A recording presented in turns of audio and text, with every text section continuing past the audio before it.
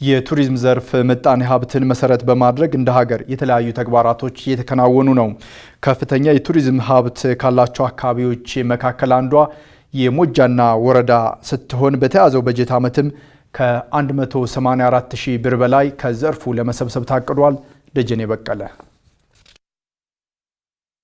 ለኢትዮጵያ ምጣኔ ሀብት መሰረት ይሆናሉ ተብለው ከተያዙ ዘርፎች መካከል የቱሪዝም ኢንዱስትሪው አንዱና ዋነኛው ነው። በሀገሪቱ የሕዝብን ማህበራዊ ስሪትና አብሮነት ነባር እሴትና የስልጣኔ ደረጃ የሚያሳዩ ታሪካዊ፣ መንፈሳዊና ተፈጥሯዊ የመስህብ ቦታዎች በርካታ ናቸው። ለዚህም ታሪካዊ ክስተቶች የተስተናገዱባትን ሞጃና ወደራ ወረዳን መመልከት ይቻላል። ይህች ወረዳ በርካታ ሃይማኖታዊ መዳረሻዎች ያሏት ሲሆን ኢትዮጵያዊነት ከፍ ብሎ የሚነገርባት የጀግኖች መፍለቂያም ጭምር ናት። ይህንን እምቅ ሀብት መሰረት በማድረግም ሁለንተናዊ ተጠቃሚነትን ለማሳደግ እየተሰራ ስለመሆኑ የወረዳው ባህልና ቱሪዝም ጽሕፈት ቤት ኃላፊ ሙሉጌት ጎርፉ ይናገራሉ። ዞሮ ውጤቱን የምታየው የወረዳው ማህበረሰብ ሲጠቀም ነው። ያ ነው የሚያረካህም የስራህንም ግብ የምትለካው በዛ ነው። በዛ ልክ ደግሞ እኛ እዚህ ቦታ ላይ በቂ የሆነ መዳረሻ በመኖሩ የሚመጣው ቱሪስት ለዚህ ወረዳ በሚገባ እየተጠቀመ ውጤት አንተናል ብለን ነው የገመገምነው። በአመት ከ650 ሺህ እስከ 750 ሺህ የእምነት ቱሪስቶች ይመጣሉ ወደኛ ወረዳ።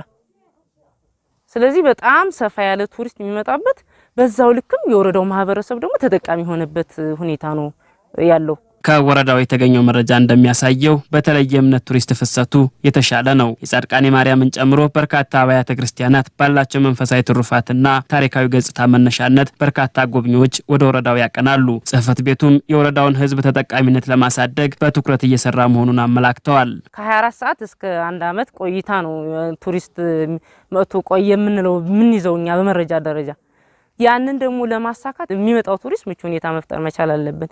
ስንፈጥር ቅድም ያልኳቸው እዛ ቦታ ላይ ወጥተን ቼክ አድርገን ጊዜው ያላለፈበት ምግብ፣ ምቹ ሆነ አልጋ፣ የመጠጥ ውሃ፣ ሌሎችም እንደዚህ የተመቻቹ ነገሮች እንዲኖሩ ቀድመን ትምህርቱን ግንዛቤውን እንፈጥራለን፣ እንከታተላለን፣ በዛው ልክ እንግባባለን። ይህን ነገር ካመቻቸን በኋላ ቱሪስቱም የመቆየ ጊዜው አንድ ቀን እንትን ያሰበው 2 ቀን 3 ቀን አድሮ የሚሄድበትም አጋጣሚም ስላለ በዘንድሮ በጀት ዓመት ለ26337 የሀገር ውስጥና የውጭ ዜጎች ወረዳውን ለማስጎብኘት የታቀደ ሲሆን በ9 ወራቱ 25000 ጎብኚዎች ወደ መዳረሻዎች አቅንተዋል።